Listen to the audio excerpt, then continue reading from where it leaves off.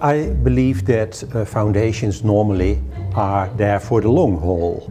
And so like in times of natural disasters, I can see that as an act of compassion that foundations come in. But I always have said in those circumstances, foundations should be there for the day after tomorrow, when the public attention is shifting maybe to another crisis and disaster. Foundations can take a long haul approach. And so therefore, I think in times of a financial crisis, the first thing people shouldn't do is panic. And for instance, translate that in terms of lowering their expenses. Because at the same time that you are in a financial crisis, you are in an economic crisis.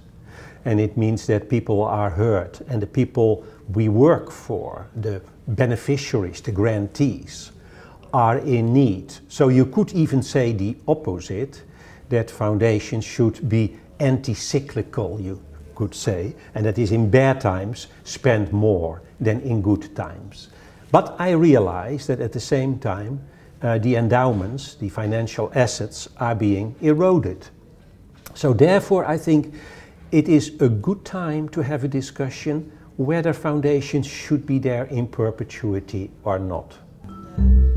In times of crisis, you should try to maintain the course, to maintain also the level of your spending, and to have that discussions about perpetuity or the question about on what level of purchasing power should you maintain your assets.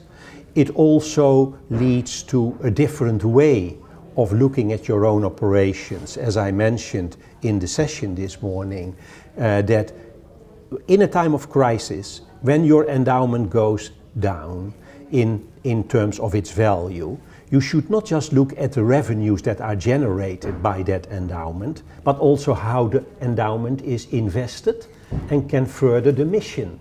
So you have to be creative in order to look at additional financial tools. And so if you are able, looking at your endowment, to say a certain percentage can be invested in furthering the mission of your foundation, then you have created two tools, namely the cash returns of that endowment and the investment of the endowment itself.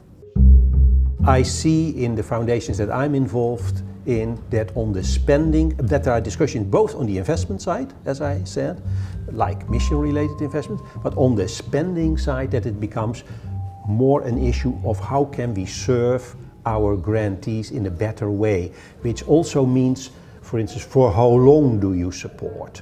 The question of moving away from the project carousel, that you only fund an organization and its beneficiaries, for instance, for 3 years and then move away from it. Instead of saying we have to stay the course and for a longer period of time we have to look at the organization behind the project and contribute to civil society in a better way. So there are, in a qualitative sense, there are other ways to deal with those issues in times of crisis. So far, boards, trustees have mostly concentrated on the spending side of the operation, and they took the other side, the investment side, for granted.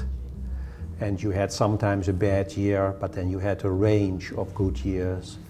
And there was the feeling that you could delegate it to your treasurer or to an outside bank, and that was it.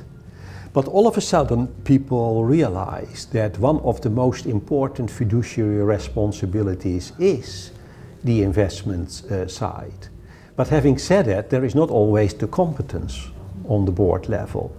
So another danger is then that people fall in the hands of a fiduciary manager, a bank, and there is no countervailing power.